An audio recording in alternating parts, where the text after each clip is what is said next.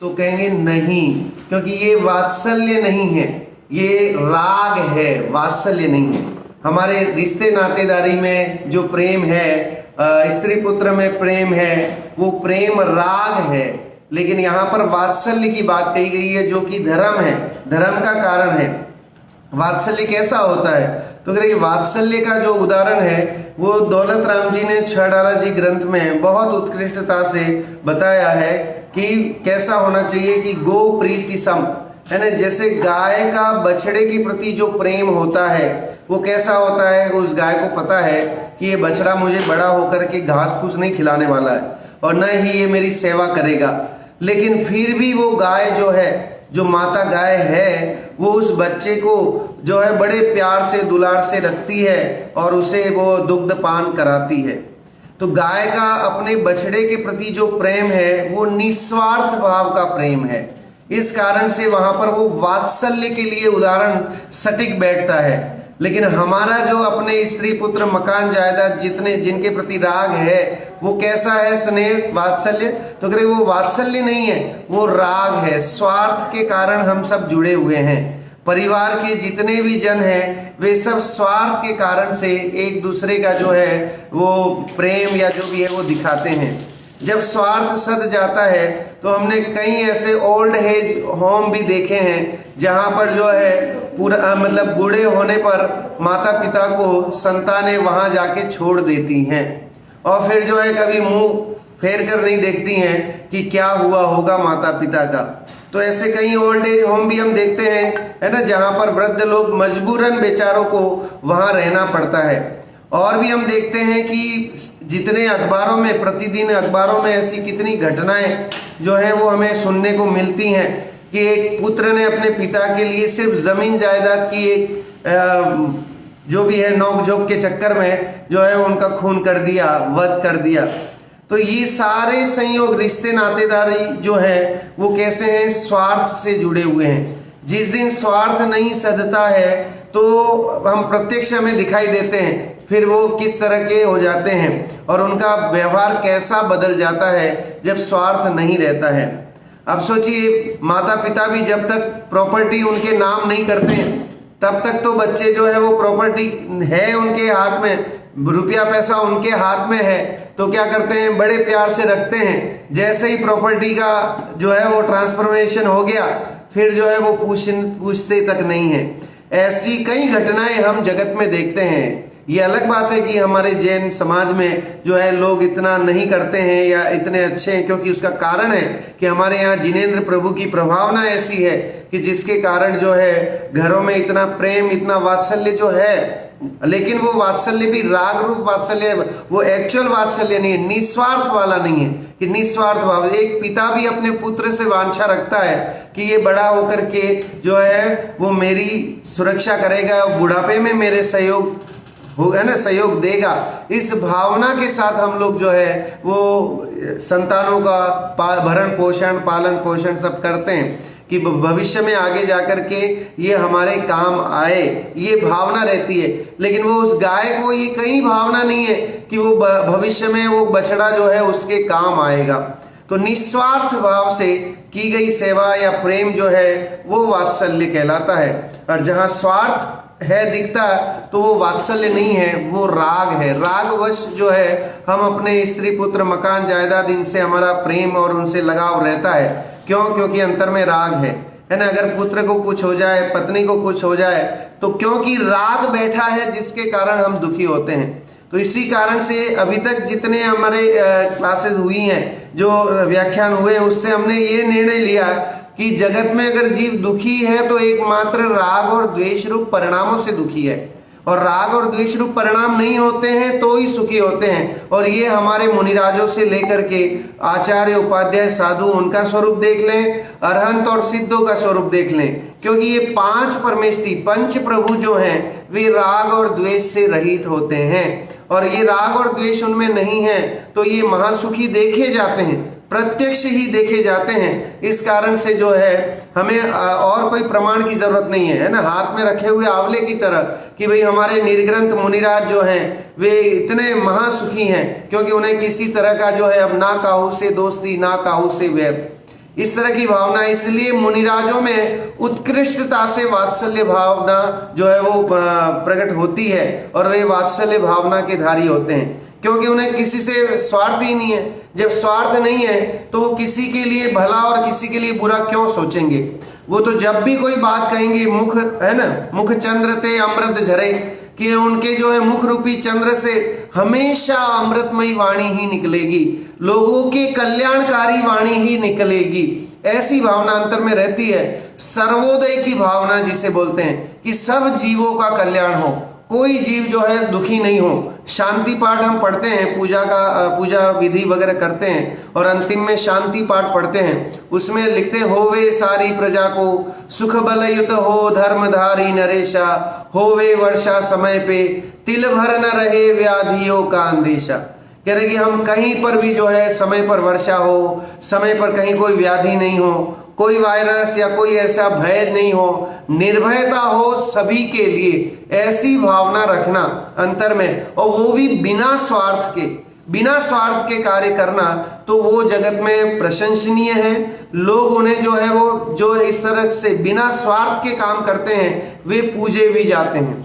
हमारे पंच प्रभु जो है वो पूजे जाते हैं तीन लोक में। उसका कारण यही है क्योंकि उनमें स्वार्थ वृत्ति नहीं है, वात्सल्य है। अगर हम तीर्थंकरों का देखें, उत्कृष्ट वात्सल्य अगर देखा जाए तो तीर्थंकरों का दिव्य ध्वनि के माध्यम से है, यद्यपि वो वात्सल्य के उसमें नहीं आता है, लेकिन अगर हम देखें तो जो वो भी जगत के कल्याण स्वरूप वाणी खिड़ती है।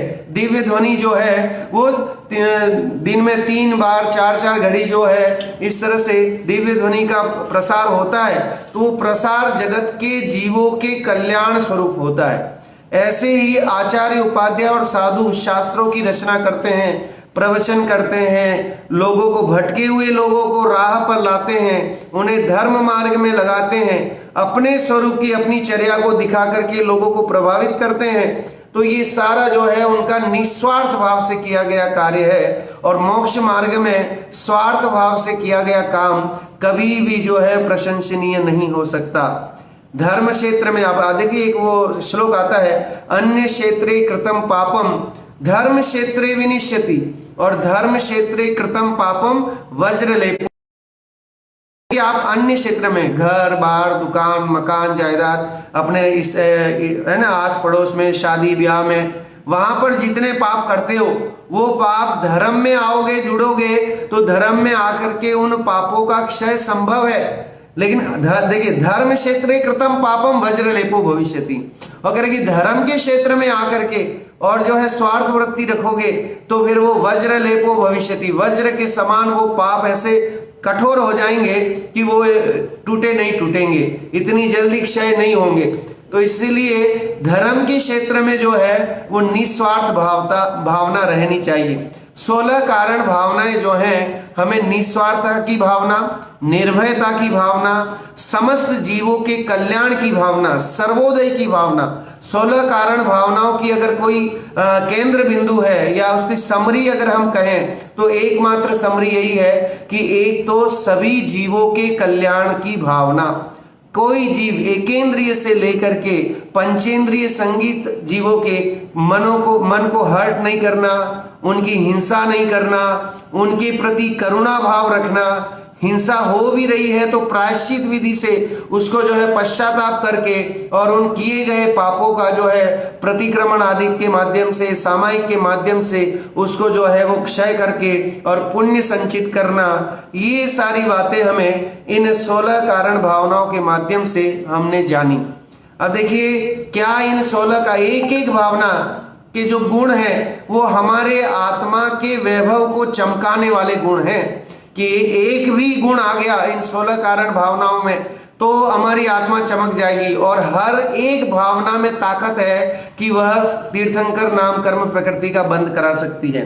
बहुत ही उत्कृष्ट चर्चा आज हम इस वात्सल्य भावना के माध्यम से करते हैं। शास्त्री जी में बहुत कुछ जानकारियां दी हैं जो आज हम आपके साथ शेयर करेंगे, जो कई लोगों ने नहीं भी सुनी होंगी, लोग आपने सुनी भी होंगी, तो एक बार रिवीजन हो जाएगा।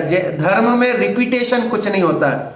आप कहेंगे कि एक ही एक बात है ना, आत्मा को ही जानना है, आत्मा को ही जानना है, कर्मों को छोड़ना है तो स्वरूप को जानना है, स्वरूप में लीनता होना, तो वही तो करना है ना। कोई भी शास्त्र उठा के देखो, कोई अनुयोग उठा के देखो, प्रथमानुयोग क्या कहता है, तो कह रहे हैं सारे किस्से कहानी सुनाएंगे, चक्रवर्तियों की कथा सुनाएंगे और पुराण पूरा बाँचेंगे, लेकिन पुराण बाँचने के बाद उसकी शिक्षा क्या है, मॉरल ऑफ द स्टोरी क्या है, तो कह रहे मॉरल ऑफ द स्टोरी प्रथमानुयोग की है कि सारे चक्रवर्ती, तीर्थंकर, ये सब जो है इतना सब कुछ करने के बाद भी उन्होंने वन जंगल में जाकर के अपने आत्म स्वरूप को ध्याया, 16 कारण भावनाओं को भाया, जिसके फल में उन्हें उच्च पदवी की प्राप्ति हुई। ये जो है वो हर अनुयोग हमें शिक्षा देता है, चाहे वो द्रव्यानुयोग हो, करणानुयोग हो या चरणानुयोग हो, सब में उद्देश्य एकमात्र मोक्ष प्राप्ति की है, निराकुल सुख प्राप्त करने का ही है। मैं पढ़ता हूं यहां पर प्रवचन वात्सल्य भावना के बारे में क्या लिखा है।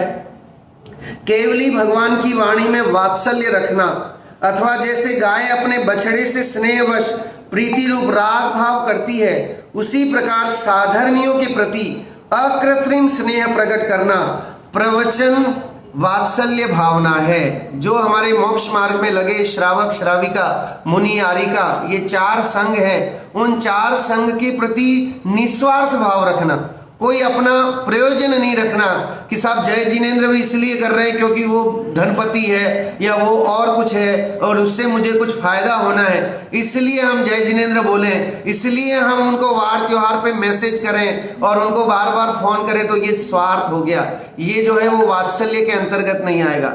वात्सल्य में तो जो जीव मोक्ष मार्ग में लगे हुए हैं, जो जिन धर्म के अनुयायी हैं, उन सब के प्रति जो है निस्वार्थ भाव से हमारे अंतर में प्रीति होना, प्रेम होना, ये होना कि देखिए ये लोग भी इस तरह से प्रभावना कर रहे हैं और धर्म को कैसे आगे ले जाएंगे, जैन धर्म की प्रभावना कैसे होगी, ये सारी चीजें सोच करके हर एक साधर्मी के प्रति प्रेम की भावना उत्कृष्ट वात्सल्य भावना है।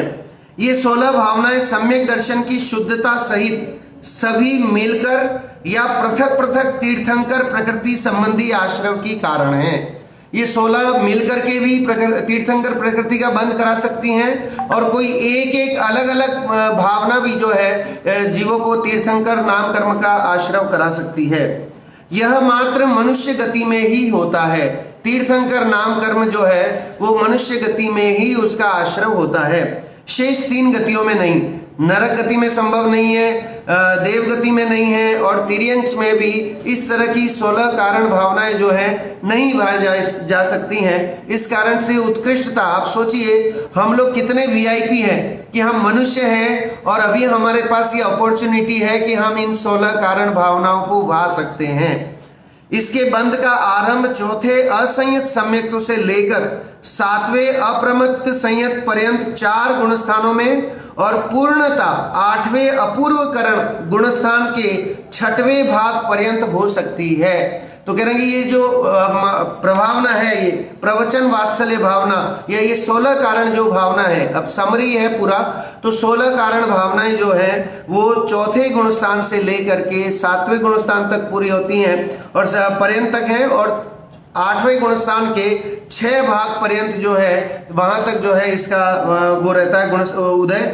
और तीर्थंकर प्रकृति के आश्रव का प्रारंभ प्रथमोपशम, द्वितीयोपशम, शायोपशमिक, शायिक, चारों सम्यक्तों में से किसी भी एक सम्यक्त्व संपन्न पर्याप्त कर्म भूमि पुरुष मनुष्य ही करता है।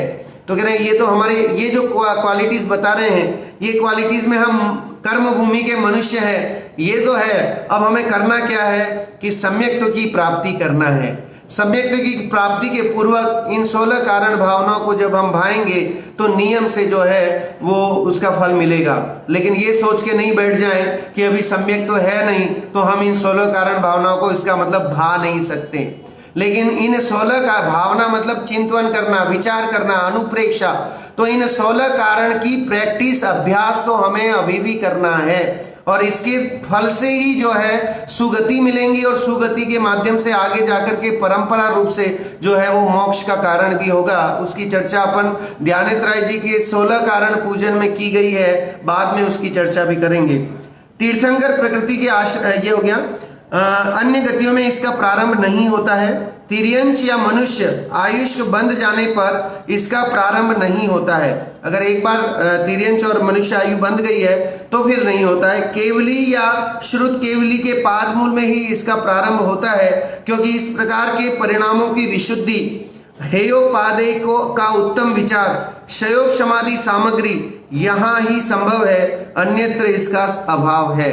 तो जनरली ये 16 कारण भावनाएं जो हैं वो तीर्थंकर के पाद मूल में, समव शरणादि आदि में और श्रुत केवली जहाँ होते हैं तो उनके संपर्क में रहने से और वहां पर प्रभावना उनकी बढ़ने से वहां पर जो है जीव 16 कारण भावनाओं को भाते हैं तो तीर्थंकर नाम कर्म प्रकृति का बंध होता है। आश्रव प्रारंभ होने के बाद वह प्रति समय 8वें गुणस्थान के 6वें भाग पर्यंत चलता रहता है। कह रहे कि ये जो अगर एक बार चालू हो गया तो जो है वो ये देखिए गुणस्थान के 6वें भाग तक, 8वें गुणस्थान के 6वें भाग तक इसका जो है क्रम चालू रहता है। यह अधिक से अधिक अंतर्मुहूर्त अधिक 8 वर्ष कम 2 कोटि पूर्व अधिक 33 सागर पर्यंत हो सकता है। ये कितनी लंबी चल सकती है इसकी गणना भी जिनवाणी में बताई है कि अंतर मुहूर्त से अधिक और 8 वर्ष कम 2 कोटि, कोटि मतलब करोड़, पूर्व और पूर्व लगा है, पूर्व की संख्या तो और ज्यादा है, अधिक 33 सागर पर्यंत हो सकती है। तिर्यंच गति में तीर्थंकर प्रकृति का सत्व भी नहीं होता है। तिर्यंच गति में संभव नहीं है कि वहां जो है तीर्थंकर नाम कर्म प्रकृति बंधे। तीर्थंकर प्रकृति का बंध प्रारंभ हो जाने के बाद मनुष्य को स्वधर्म स्वर्ग से लेकर सर्वार्थ सिद्धि पर्यंत वैमानिक देव आयुष्क का ही बंध होता है। और जिन्हें तीर्थंकर नाम कर्म प्रकृति का बंध होता है वे फिर नरक आदि में नहीं जाते हैं, तिर्यंच में नहीं जाते हैं, नपुंसक नहीं बनते हैं, स्त्री योनि में नहीं जाते हैं। इस तरह के जो है जो वर्णन है वो आया है, जिसमें लिखा है कि स्वधर्म स्वर्ग से लेकर सर्वार्थ सिद्धि पर्यंत वैमानिक देव आयु में ही उनका बंध होता है। भवनत्रिक आदि अन्य किसी में देव भी नहीं बनते हैं। तो उत्कृष्ट देव ही बनते हैं जब 16 तीर्थंकर ये 16 कारण की भावना पाई जाती है। मिथ्यात्व दशा में नरकायु बंध जाने के बाद चौथे अविरत सम्यक तो गुणस्थान में इसका आश्रय होने पर बाद में मरण कर वह शायोक्षमिक या शायिक सम्यक जीव पहली नरक पृथ्वी पर्यंत ही जाता है। और किसी ने पहले से आयु बांधी हुई है तो नरक में भी जाएगा तो पहले पृथ्वी में ही जाएगा, उससे वापस क्षय होकर के फिर स्वर्ग आदि में ही जाएगा। वहां भी प्रति समय वह बंधती रहती है। तो नरक में भी तब बनती है जब वो यहां से लेके जाता है तो वो बंधना, वो क्रिया चालू रहती है। दूसरी या तीसरी नरक पृथ्वी में जाने वाले का मरण समय अंतर मुहूर्त के लिए शायव शमिक सम्यक तो छूट जाता है। तीर्थंकर प्रकृति का बंध रुक जाता है, वहां नहीं होता है। फिर वहां जाकर अंतर मुहूर्त में पर्याप्तक होने के बाद शायव शमिक सम्यक दृष्टि होते ही पुनः वह बंधने लग जाती है। और जैसे ही वो वहां भी सम्यक भी बनता है तो फिर वहां पर भी जो है वो तीर्थंकर प्रकृति वापस बनने लग जाती है। इस प्रकार नारकी जीव के उत्कृष्टतया 7 सागर पर्यंत ही इसका आश्रय होता है। और इस तरह से वो जो पहले और दूसरे तक में जब जाता है तो 7 सागर पर्यंत तक इसका आश्रय उसको वहां पर रहता है। भरत और ऐरावत क्षेत्र में 2 भव पूर्व तीर्थंकर प्रकृति का बंध करने वाले देव या नरक गति में से आकर जन्म लेते हैं। उनके यहाँ 5 कल्याणक होते हैं। विदेश क्षेत्र में 3 या 2 कल्याणक वाले तीर्थंकर भी होते हैं जिन्होंने 2 भाव पूर्व तीर्थंकर प्रकृति का बंध किया। वे 5 कल्याणक वाले जिन्होंने यहाँ ग्रस्त दशा में उसका बंधन किया, वे तप ज्ञान निर्वाण। इन 3 कल्याणक वाले जिन्होंने मुनि दशा में उसका बंध किया, वे ज्ञान और निर्वाण। इन 2 कल्याणक को प्राप्त होकर भी सिद्ध हो जाते हैं। जनरली कर्म भूमि में भरत क्षेत्र में तो अगर जन्मेंगे तो तीर्थंकरों के 5 ही कल्याणक होंगे, लेकिन विदेश क्षेत्र में किसी के 2, किसी के 3, किसी के 4 इस तरह के कल्याणक का भी जो है विधान है, क्योंकि वहां जन्म हुआ है और फिर वहां पर तीर्थंकर के पादमूल में रह करके, क्योंकि वहां तो हमेशा तीर्थंकरों का समागम रहता है। तो जीव जब कभी उनकी भावनाएं होती हैं तीर्थंकरों के पादमूल में रह करके और वहां शुद्ध परिणाम करते हैं, 16 कारण भावनाएं भाते हैं और तीर्थंकर नाम कर्म प्रकृति का बंध हो जाता है और उसी भाव से मोक्ष भी हो जाता है। तो अब चूंकि जन्म गर्भ नहीं रहा, जन्म नहीं रहा, क्योंकि पहले से ही जन्म तो किया हुआ है, तो इस कारण से वहां पर जो है फिर तप और ज्ञान और केवल इस तरह से 3 कल्याणक भी होते हैं। और कोई कोई मुनिराज वहां रहते हैं सिमंदर भगवान के सामने और उनको जो है 16 कारण भावनाएं वो भाते हैं, तो उनको भी तीर्थंकर प्रकृति का बंद होगा। तो तप कल्याणक तो उनका पहले ही हो चुका है एक तरह से, तब तो कर लिया ना उन्होंने, मुनि दशा ले ली। तो अब कौन से बचेंगे? तो कह रहे हैं ज्ञान कल्याणक और फिर मोक्ष कल्याणक, ये 2 कल्याणक उनके रहेंगे। इस तरह से जो है इन 16 कारण भावनाओं के माध्यम से उसका फल क्या है उसकी चर्चा अपन ने आज यहाँ पर जो है कि उत्कृष्ट चर्चा और भी है, जिसको मैं यहाँ पर आपको जो है रत्नकरण जी शावकाचार ग्रंथ के माध्यम से स्क्रीन शेयर करके मैं आपको दिखाऊंगा। तो रत्नकरण शावकाचार जी ग्रंथ में भी जो है वो इसकी चर्चा आई है और उसको भी हम यहाँ पर जो है वो पढ़ते हैं। देखिए, प्रवचन वत्सल भावना। अब प्रवचन वत्सल नाम की 16वीं भावना का वर्णन करते हैं। प्रवचन अर्थात देव गुरु धर्म, इनमें वात्सल्य अर्थात प्रीति भाव, वह प्रवचन वात्सल्य कहलाता है। अब देखिए, प्रवचन शब्द तो एक मात्र हमने पहले भी अपन ने चर्चा की थी। प्रवचन किसको कहते हैं? तो कह रहे हैं उत्कृष्ट वचन, उसका नाम है प्रकृष्ट वचन इति प्रवचनम। सो वो प्रवचन किसके हैं? तो कह रहे हैं कि अरहंत भगवान के द्वारा निकली हुई जो दिव्य ध्वनि है वो ही उत्कृष्ट वचन है, उन्हें ही प्रवचन कहा गया है। फिर वो प्रवचन चूंकि गणधरों ने गूथा और गणधरों के माध्यम से आचार्यों के पास आई और आचार्यों के माध्यम से उपाध्याय और साधुओं ने उसको जो है वो संग्रहित किया। इस कारण से ये जो 5 प्रभु जो हैं, है ना, जिसमें से अरहंत, आचार्य, उपाध्याय और साधु, ये 4 लीजिए, तो चारों ही जो है वो गुरु धर्म की अपेक्षा उनके प्रति वात्सल्य की भावना, उनके प्रति भक्ति की भावना रखना, ये प्रवचन वात्सल्य भावना है। जो चारित्र गुण सहित हैं, शील के धारी हैं, परम साम्य भाव सहित हैं, 22 परिश जो है उन्होंने सहन करते हैं। हेतल जी ने एक बार ये 2 दिन पहले प्रश्न किया था, ये 22 परिश क्या होते हैं। सो इसकी चर्चा भी अपन सामान्य थोड़ी सी करके फिर आगे बढ़ेंगे। मुनिराज जो है निर्जरा करने के लिए कुछ सहन करते हैं और वो 22 तरह के कष्टों को सहन करते हैं, उन्हें 22 परिचय कहे गए हैं। मैं खाली नाम यहाँ ले लेता हूँ। शुद्धा भूख है, त्रषा है, शीत है, उष्ण है, दंश मशक है, नग्नता है, अरिति है, स्त्री त्याग है, चर्या है, शय्या है, निषेध है, आक्रोश है, वध है, याचना है, अलाप है, अदर्शन है, रोग है, तृण स्पर्श है, प्रज्ञा है, अज्ञान है, अज्ञात और मल है, सत्कार पुरुष है। इस तरह से ये जो है 22 तरह के कष्ट होते हैं। जैसे भूख लगती है तो भी सहन करते हैं, कभी आहार नहीं मिलता है तो भी वे सहन कर लेते हैं मुनिराज। तृषा, प्यास लगती है तो प्यास को भी सहन करते हैं।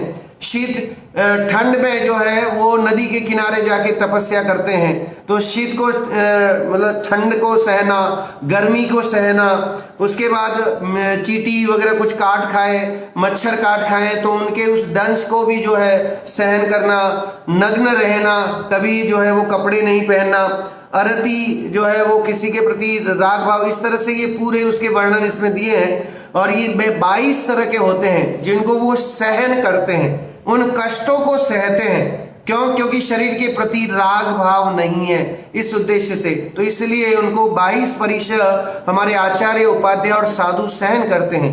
देह में निर्ममत्व रखते हैं, समस्त विषय वांछा से रहित होते हैं, आत्महित में उद्यमी रहते हैं, पर का उपकार करने में सावधान रहते हैं। ऐसे साधु जनों के गुणों में प्रीति रूप परिणाम वह वात्सल्य कहलाता है। क्योंकि मुनिराजों की सेवा करना, मुनिराजों को आहार देना, मुनिराजों की वैयाकवृत्ति करना, इसमें हमारा क्या स्वार्थ है? फिर भी हमारा मोक्ष मार्ग का स्वार्थ है, धर्म का स्वार्थ है। तो निस्वार्थ भाव से ही की जाए उनकी सेवा, तो वो जो है वो वात्सल्य के अंतर्गत आएगी। व्रतों के धारी, पाप से भयभीत, न्याय मार्गी, धर्म में अनुराग के धारक, मंद कषाई, संतोषी, ऐसा श्रावक या श्राविका के गुणों में उनकी संगति में अनुराग धारण करना वह भी वात्सल्य है। कोई श्रावक और श्राविका बहुत धार्मिक हैं और वे बहुत जैन धर्म की प्रभावना कर रहे हैं और खुद लगे हुए हैं, लोगों को भी जोड़ते हैं, इस तरह की जो है उनकी प्रभावना और उनकी वो है, तो उसमें बिना किसी उसके है ना वांछा के, बिना किसी चाह के उनकी प्रशंसा करना, उनके प्रति प्रेम रखना और ऐसे धार्मिक लोगों के प्रति अपना स्नेह बढ़ाना, वो उसका नाम है वात्सल्य। जो स्त्री पर्याय में व्रतों की हद को प्राप्त करके समस्त ग्रहादि परिग्रह को छोड़कर, कुटुंब का ममत्व छोड़कर, देह में निर्ममता धारण करके, 5 इंद्रिय के विषयों को छोड़कर, एक वस्त्र मात्र परिग्रह का आलंबन लेकर भूमि शयन, क्षुधा तृषा शीत उष्णादि परिसहन सहन कर, संयम सहित ध्यान स्वाध्याय सामायिक आदि आवश्यकों सहित होकर अर्जिका की दीक्षा ग्रहण कर संयम सहित काल व्यतीत करते हैं, उनके गुणों में अनुराग वह भी वात्सल्य है। सो आरिकाओं के प्रति देखिए 4 संघ की बात यहाँ पर अपन सीधा लें कि श्रावक, श्राविका, मुनि और आरिका, ये चारों जो हैं वो जिन मार्ग के अनुयायी हैं, जिन भक्त हैं और जिन भक्त होने के कारण इन 4 को ही दान देने की बात बताई गई है, इन चारों के प्रति ही अनुराग और प्रेम रखने की, वात्सल्य भाव रखने की बात बताई गई है। देखिए मुनिराज के समान वन में रहते हुए 22 परिषद सहते हुए उत्तम समाधि धर्म के धारक, देह में निर्ममत्व, आपके निमित्त बनाया औषधि अन्न पानादि ग्रहण नहीं करने वाले, एक वस्त्र कोपिन, बिना समस्त परिग्रह के त्यागी, उत्तम श्रावकों के गुणों में अनुराग वह वात्सल्य है। देवगुरु धर्म के सत्यार्थ स्वरूप को जानकर दृढ़ श्रद्धानी, धर्म में रुचि के धारक, अवृत सम्यक दृष्टि में भी वात्सल्य करना चाहिए। देखिए यहाँ लिखा है कि अगर सम्यक दृष्टि नहीं है तो हमें उससे घृणा करने की जरूरत नहीं है, लेकिन सम्यक दृष्टि नहीं होने पर भी, मिथ्या दृष्टि भी है लेकिन धर्म मार्ग में लगा हुआ है, तो वह हमारे वात्सल्य के योग्य है, उसके प्रति हमें प्रीति रखनी चाहिए। जो धर्म में लगा है तो आगे अवश्य ही सम्यक्त्व को प्राप्त करेगा और सम्यक्त्व को प्राप्त करने में सहयोग करने के लिए कि उसे और धर्म की रुचि बढ़ाएं, ऐसी भावना रखना, ये जो है वो वात्सल्य भावना के अंतर्गत आता है। ये प्रभावना भी है और वात्सल्य भावना भी है। इस संसार में अनादि काल से ही अपने स्त्री पुत्र कुटुंब आदि में, देह में, इंद्रियों के विषयों के साधनों में राग लगा चला आ रहा है। कह रहे कि हम शरीर और स्त्री पुत्र कुटुंब देह ने शरीर को भी ले लिया, 5 इंद्रिय के विषय भी ले लिए, इनमें तो अनादि काल से हम सब राग करते आ रहे हैं और ये राग जो है वो अनादि काल का चला आ रहा है। अगर इसको हम निर्ममत्व इसको तोड़ेंगे नहीं तो फिर आगे मोक्ष मार्ग संभव नहीं है। देखिए समयसार जी ग्रंथ में कुंद आचार्य ने 4थी गाथा लिखी जिसमें लिखा सुध परिचिदाणु भूता सर्वस्वी काम भोग बंध कहा एयत तत्सुव लंबो नवरीन सुलहो विहत तस्स। तो उन्होंने कहा कि इसके काम भोग बंधन की कथा तो हम सब ने सुध परिचिदाणु, we are very experienced about all this thing, है ना, कैसे व्यापार करना, घर बार कैसे चलाना, ठीक है, स्त्री के प्रति राग कैसे करना, बच्चों के प्रति प्रेम कैसा होना चाहिए, कोई नहीं सिखाता है। सब जो है सहज ही अनादिकाल के संस्कार वश जो है हम सहज सीख जाते हैं। तो कह रहे ये सब तो हमने सिखाया है, इसमें तो हमारा एक्सपीरियंस है। एक्सपीरियंस किसमें नहीं है? तो कह रहे एकमात्र अपने आत्म स्वरूप को जानने की बात मैंने आज तक नहीं सुनी, ठीक है, मैंने सब कुछ सुना, सब कुछ अनुभव किया।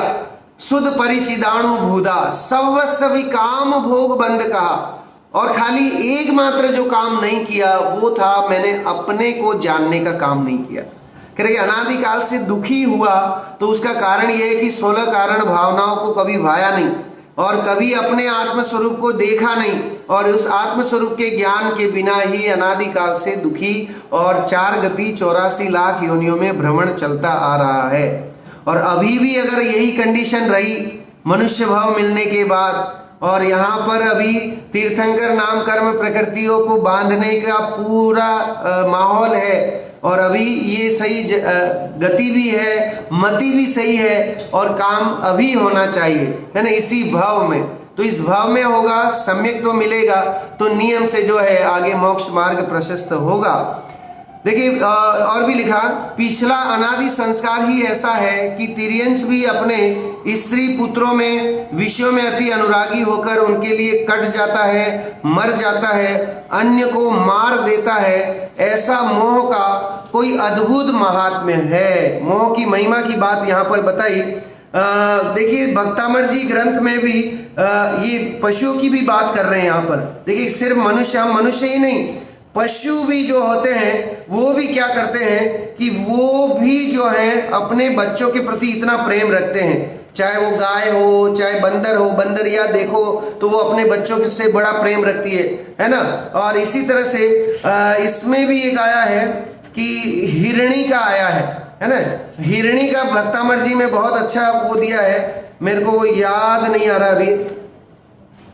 हाँ ये है 5वां पद है, सोहम तथापि तव भक्ति वशान मुनीश कर्तुम स्तवम विगत शक्तिरपि प्रवृत्त प्रीत्यात्म वीर्यम विचार्य मृगी मृगेन्द्रम नाभ्येति किम निज शिशो परिपालनार्थम। क्या अर्थ है इसका, मैं पढ़ के सुनाता हूं।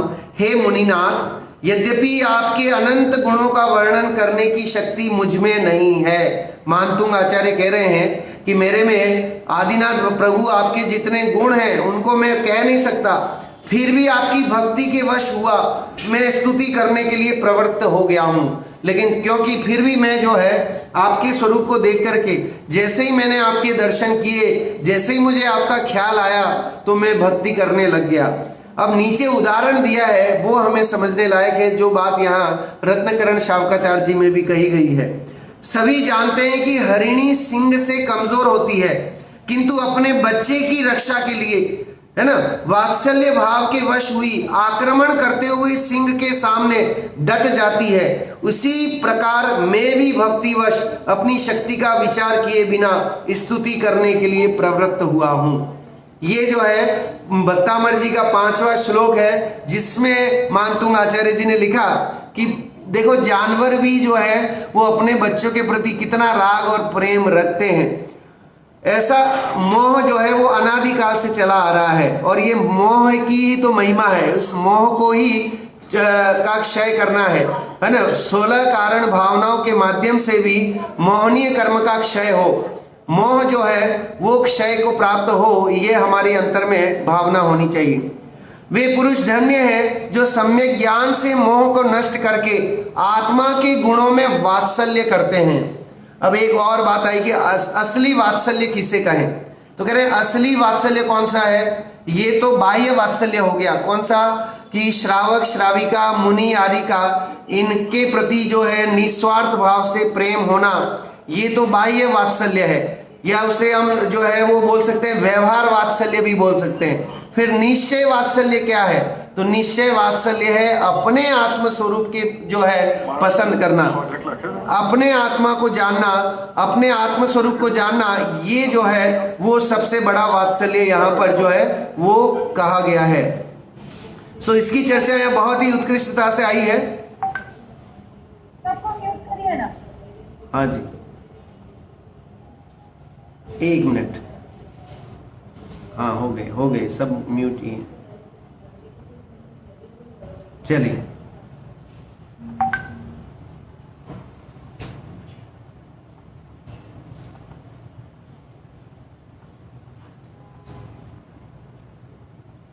हाँ जी।